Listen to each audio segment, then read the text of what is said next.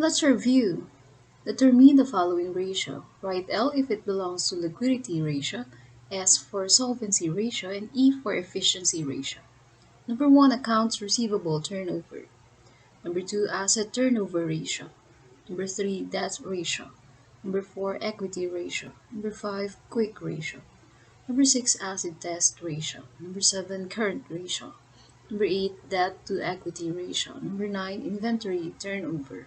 Number 10, time interest earned ratio.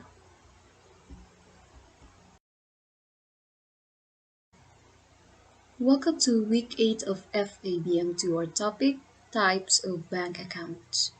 The different types of bank accounts in the Philippines cater to different needs and budget.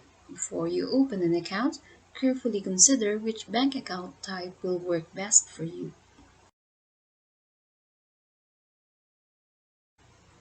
What is bank account? Bank accounts include a broad range of financial products such as credit cards, prepaid cards, loans, and investments. In the Philippines, bank accounts are usually associated with deposit accounts that allow customers to keep their money for saving or spending, manage funds, and perform a variety of financial transactions. Having a bank account is more secure than storing cash under the mattress. All deposit accounts in the country are insured with the Philippine Deposit Insurance Corporation for up to 500,000 pesos per depositor per bank. So when the bank where you have an account with closes down, you'll get to recover your money. Ironically, more Filipinos prefer to keep their money at home rather than place it in a bank. The Bangko Sentral ng Pilipinas Financial Inclusion Survey found that 32.7% of adult Pinoys have bank accounts, while a majority, 68.3%, don't.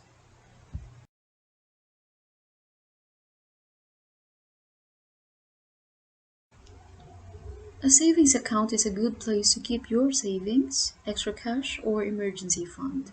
It allows you to deposit cash, and whether you're opening your first bank account or exploring other options, here are the types of bank accounts to consider.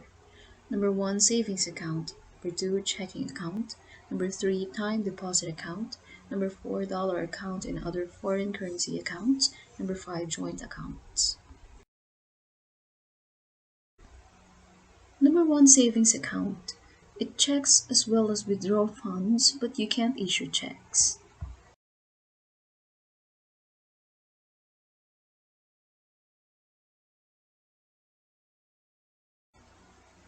Savings accounts are usually the first bank accounts that Filipinos open because of their low initial deposit and maintaining balance.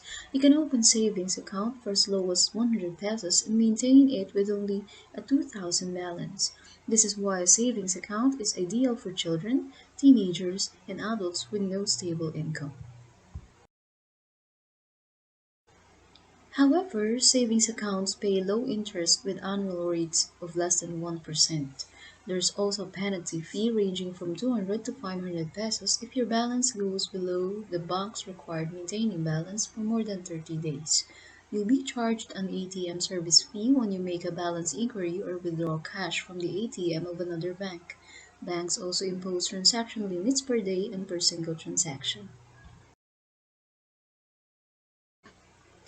Savings account is perhaps the most popular type of bank account today. It is easy, convenient, and allows you to keep your money for whatever purpose. That's not all. Savings account is usually the first type of bank account Filipinos open because of minimal documentary requirements, lower interest rate, and low or even no maintaining balance. Banks also offer additional perks for OFW accounts such as zero maintaining balance and transforming the account as a remittance account. Savings accounts share some similarities with payroll accounts like ATM withdrawals, but they are entirely different. Employers open payroll accounts to pay the salaries of their employees. Unlike savings accounts, payroll accounts don't require an initial deposit and maintaining balance. When you open a savings account, the bank staff will ask you to choose between an ATM account and a passbook account. Go with an ATM savings account if you'll use it mainly for spending and need easy access to funds using an ATM or debit card. ATM accounts also have lower maintaining balance and initial deposit requirements than passbook accounts. A passbook savings account is the better choice if you won't touch your money as often. Bank accounts with passbooks are ideal for Pinoys who prefer traditional banking, where transactions and account balances are recorded in a small notebook. This makes passbook accounts safer than ATM accounts as there's no risk of ATM skimming or other banking scams. The good thing about ATM is that you have quick access to your funds anytime, anywhere. It may also be used as a debit card instead of using a credit card. The maintaining balance is low as well, so you don't have to worry about deductions. On the other hand, passbook accounts are more difficult to maintain since they have higher maintaining balance. Online banking may also be limited to viewing and receiving money online since banks need your passbook to update the account. Nonetheless, this is a good option for your emergency fund since withdrawing money means giving your passbook as well. Number two, checking account, also known as current account.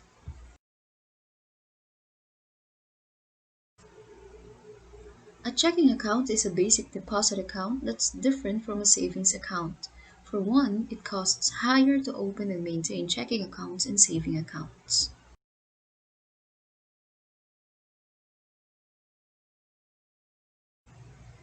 Paper checks are becoming less popular, being overshadowed by digital payment modes. Still, they are relevant in the Philippines. Current accounts come with an ATM or debit card that can be used for withdrawals and payments. You're likely to open a checking account if you have a personal loan, auto loan, or housing loan that requires three payments through post-dated checks. If you'll have one, consider using it also for your regular transactions such as rent, bills, and tuition payments, or managing your business expenses.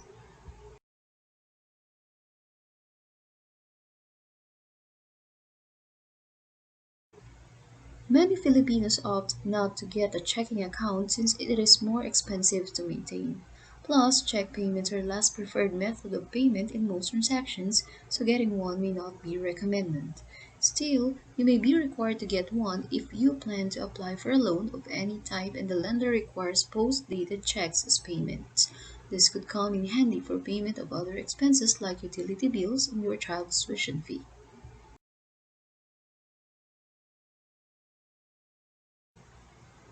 Opening a time deposit involves keeping your funds in the account for a fixed period of 1 month to 7 years. You won't have access to your money until that period is over. Early withdrawal is possible, but it comes with a penalty that can exhaust everything you've earned. The bank invests and lends your deposited funds. In return, you'll be paid with a higher interest after the account's maturity.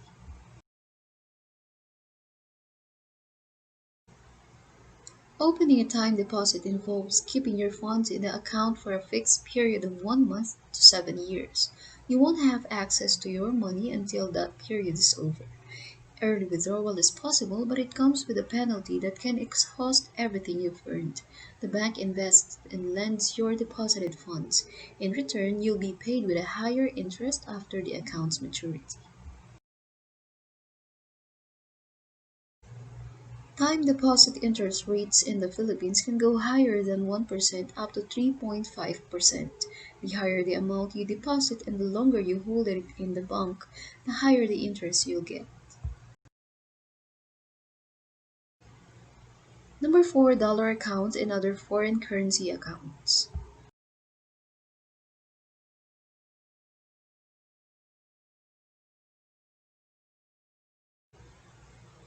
A dollar currency allows you to withdraw in peso or dollars, so you can opt to cash out in the currency with a better exchange rate. Having a dollar account is also good for your financial portfolio. You get to diversify your savings because it earns interest in dollars.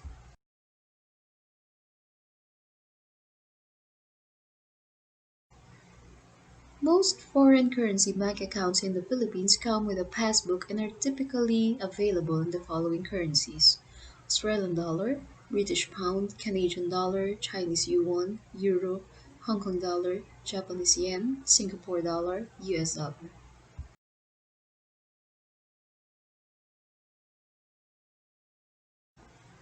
While a peso account is more convenient, no need to go to a money changer, a foreign currency account makes better sense if you often transact in US dollar or any non-local currency.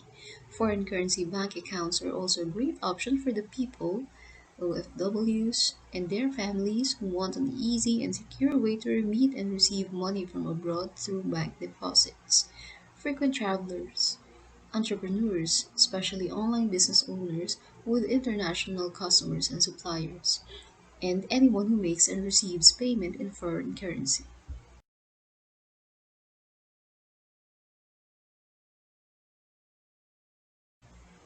Number 5, joint account. Another important consideration for would-be depositors is whether to open an individual account or a joint account. Business partners, associations, and couples commonly use a joint account for convenience and transparency in managing their shared income and expenses.